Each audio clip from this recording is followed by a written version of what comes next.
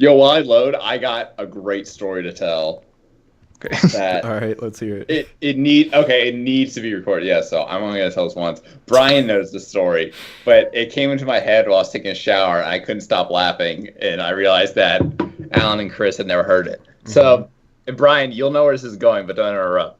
Okay. Before you get started, you will need Yeah, somewhere Brian, to you're always So, fucking interrupting. so back when Brian and I were young lads growing up in Virginia Run Elementary, we were rolling in the same gang, and we were best buddies.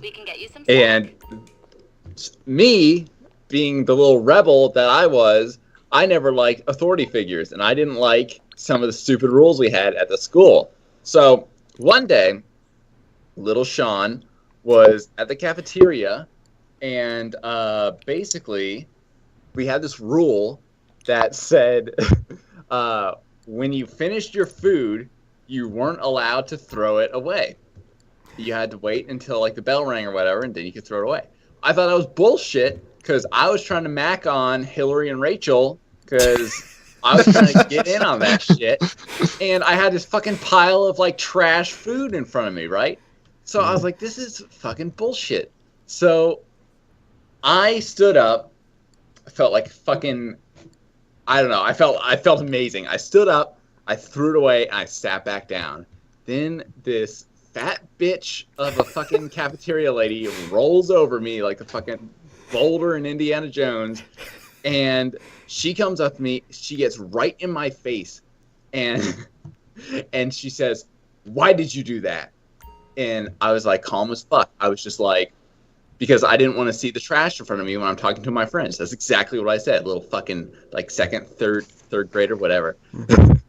Then she gets right in my face and she says, "What's your name?"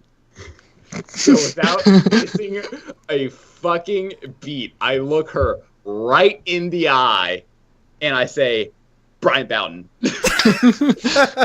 So then she says, "Well, you know it's." So she says, "Well, Brian," and my whole table is silent as fuck. No one is saying shit. So she says, "Well, Brian, you know it's against the rules to throw away food until the bell sounds." I stare her right in the eye with complete immunity. I swear to you on my fucking life, this is what I say. I look her right in the eye. I say, "Well, I don't care about the rules." And everyone at the table was like, "Holy shit." So this lady, it looked like she had just had like a brain aneurysm. Like she couldn't understand what was happening in front of her. So she storms off, and I see her like fucking get on the phone or whatever, and it's like talking. But then that's the end of it for me. So I just go back to class and I don't hear shit from it. And for like half a decade, I'm not even joking you, it was like junior year in high school that I remembered this happening. Because you guys got to remember, the story ended for me like at that moment. So it just like, the story just like popped in my head, right? And I was like, "Hey, Brian, this is going to sound like a really stupid question, but did you ever like get in trouble from a cafeteria lady? Like, and you didn't know why?" I thought Brian was just going to be like, "Oh, what the fuck are you talking about?" But Brian's like, "Yeah, this one time I got called to the office and they were grilling me on shit that happened in the cafeteria." So apparently they called Brian to the office and the lunch lady wasn't there, but the principal was grilling Brian, and he was like, "Just tell me what happened. We know what you did." And Brian was like, "I don't know what you're talking about." And they thought he was being a jackass, so they called his mom and got him in trouble. And Brian knew, like, that was the first time in fucking like 6 or 7 years. I just remember that story for the first time in like months. Yeah, I just want to share that because that was one of the greatest moments of my life. That's a beautiful story.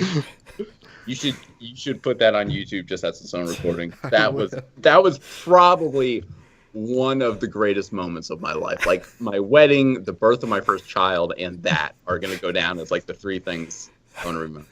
Wow.